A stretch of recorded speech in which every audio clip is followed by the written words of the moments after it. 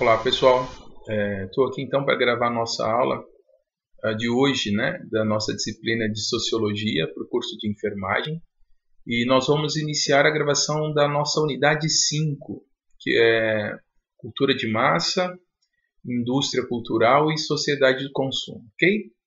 Bom, então vamos lá.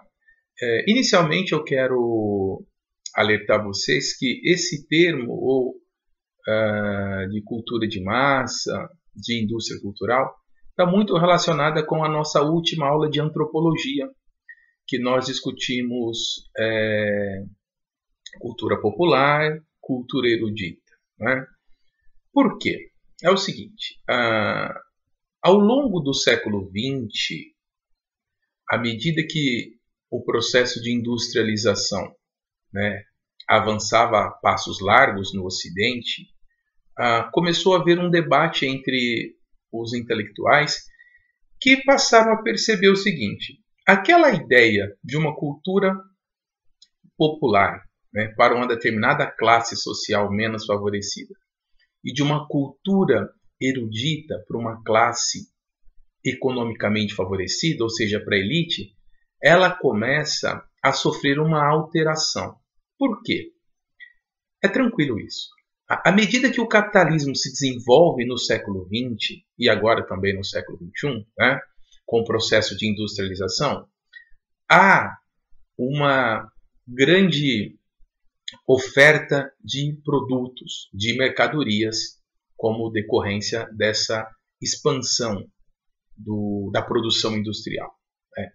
Então, de acordo com alguns teóricos, alguns intelectuais, essa ideia de separar, né, essa produção entre erudito e popular foi perdendo sentido, porque a ideia do próprio interesse do sistema capitalista era criar uma ideia geral, né, de uma massificação do consumo das pessoas. Ou seja, se você precisa massificar o consumo, fazer com que as pessoas consumam mais, né, independente da sua classe, então, segundo alguns teóricos da escola de Frankfurt, que eu vou falar um pouco mais para vocês, houve uma necessidade do próprio sistema capitalista de criar uma ideia de que não há mais divisão na sociedade para o consumo dos bens produzidos pela indústria capitalista. Ou seja, todo mundo pode consumir tudo e qualquer coisa. Qualquer um pode consumir qualquer coisa. Não há mais uma mercadoria para ser consumida pelo rico ou pelo pobre. Então, a ideia do sistema capitalista é padronizar o consumo. Ou seja, independente do que você consuma, você precisa ter a necessidade de consumir. Então, a ideia de uma cultura de massa é criar uma ideologia em que todos se sintam parte desse mercado consumidor, independente do produto a ser consumido.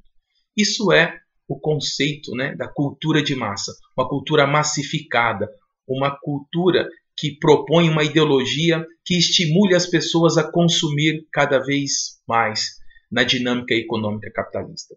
Isso é cultura de massa. Né? Todos se igualam no mercado consumidor. Todos se definem, né, da mesma forma no mercado. Que é o quê? Ser consumidor. Isso é massificar, né, a ideologia do consumo, estimular os hábitos do consumo e assim por diante. Okay? Então, olha que interessante. À medida que o capitalismo se desenvolve no século XX, ele também sente necessidade de padronizar os hábitos das pessoas. E essa padronização vem de que forma? A partir de uma ideologia que estimule cada vez mais a prática do consumo. E como se faz isso? Criando, claro, o sentimento e a necessidade de consumir. Cada vez mais, ao longo do século XX e hoje, no século XXI, nós somos bombardeados, né, por mecanismos que nos estimulam a consumir e a sentir o desejo e a necessidade de consumir. Esses mecanismos, esses meios que nos estimulam a consumir, é chamado de meios de comunicação de massa, né? MCM. meios de comunicação de massa. E o que são esses meios de comunicação de massa que são responsáveis em produzir e difundir essa necessidade do consumo? São os veículos que atingem as grandes pessoas, né? A partir das suas informações, dos seus códigos que estimulam o consumo. Por exemplo, a televisão faz parte desses meios de comunicação de massa, o cinema, os jornais, as revistas e hoje, sobretudo, né, a internet.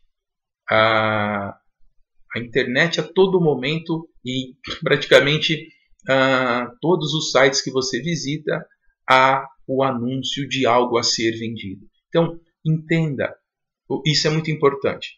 Para que houvesse a formação de uma sociedade inclinada para o consumo, né, precisou-se criar uma ideologia que estimulasse e valorizasse o consumo de uma forma positiva, né? Então, é importante a gente entender a força da chamada indústria cultural, né? Que são esses meios de comunicação de massa que estimulam em todas as esferas a nossa necessidade, cria uma necessidade de consumo. TV, jornais, internet, revistas, né? A propaganda é fundamental na construção de uma nova modelagem da sociedade. Essa é a indústria cultural, né? A indústria cultural, então, ela se materializa nesses veículos de comunicação de massa. E quantos de nós não somos diariamente, né, estimulados por esses meios de comunicação de massa a consumir algo? Ok? Né? Então, na verdade, hoje nós temos um modelo de sociedade em que a questão do estímulo ao consumo é cada vez mais central, é mais importante. E o mais interessante de tudo isso é que nós passamos a viver essa ansiedade do consumo, essa vontade do consumo, né? Essa necessidade do consumo. A todo momento, nós somos estimulados por algum veículo de propaganda, por algum meio de comunicação, a atrelar, a vincular o consumo a uma condição de saciedade. É como se consumir algo fosse suprir algo na minha existência, né? E é isso que acontece. Quantas pessoas, por exemplo, que estão fora desse processo de consumo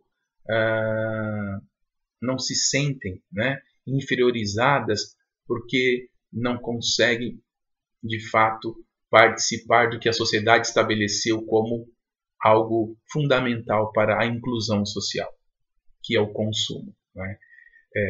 É importante a gente entender que a nossa sociedade contemporânea, né, sobretudo essa nossa sociedade tecnológica, ela cria essas hastes que nos ligam cada vez mais a essa necessidade de contemplar o consumo como uma forma de acalmar a alma, né? De acalmar o espírito.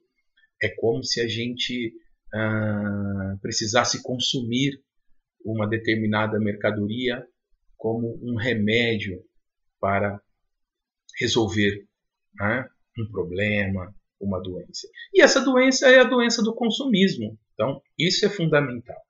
É isso que a gente precisa entender. Nem sempre a sociedade esteve vinculada a essa prática do consumo. Quando a gente estuda as sociedades antigas, as sociedades medievais, elas não estavam vinculadas com essa parte do consumo. Então, isso tem que ficar bem claro para vocês. A sociedade do consumo que nós estamos inseridos é uma sociedade típica do desenvolvimento da indústria capitalista do século XX e atual, do século XXI. Né? Não dá para falar em sociedade do consumo antes do século XX. Por quê? Porque exatamente essa sociedade do consumo, essa ideologia do consumo, essa cultura do consumo é decorrente dos meios tecnológicos frutos da segunda revolução industrial. Tá? Então é importante como o consumo se torna central na nossa sociedade. Mais do que isso, eu posso dizer para vocês com muita tranquilidade, pessoal, que o consumo hoje ele é tão central na nossa sociedade, nas nossas relações sociais, que ele acaba condicionando níveis de cidadania na nossa sociedade. Ou seja, uma pessoa que consome determinado tipo de mercadoria é considerado um cidadão de uma determinada esfera. E a pessoa que não consome determinado tipo de mercadoria é considerado um cidadão de uma outra esfera.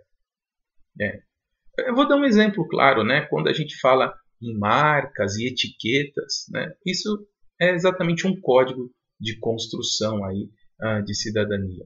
Então, alguns indivíduos, algumas pessoas da nossa cidade têm cidadania para entrar numa loja popular. Entende o que eu estou falando?